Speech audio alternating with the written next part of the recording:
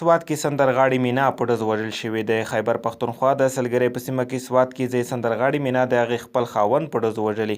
د سوات د پولیسو په وینا دا پیښه د سه شنبې په ورځ ناوخته د سوات د موسیقارانو په چم بڼ علاقه کې رامنځته شوې. د بڼ پولیسو تاڼۍ مشر اس ایچ او طارق علي ویلي چې د مینا خاوند چې شوکت نومیږي هغه په مینا باندې د روژه ماتي وخته نږدې ډزې کړې دي. د پولیس افسر په وینا په سمدستي ډول د پیښې علت نه دی معلوم شوی او شوکت د موقع څخه په یو تیښته کې بریالی شوی دی. په سوات کې د خیبر پښتونخوا په بېلابېلو برخو کې د وخت په وخت د سندرغاړو او په ځانګړي ډول د ښځینه هنرمندانو د وژنو پیښې رامنځته کیږي.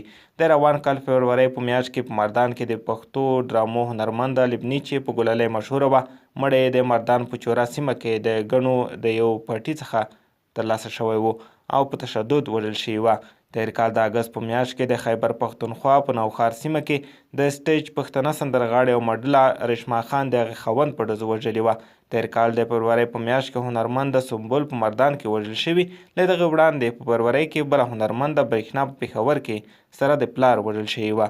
دوستانو، د سره اشنا سټار یوټیوب چینل سبسکرایب کړئ.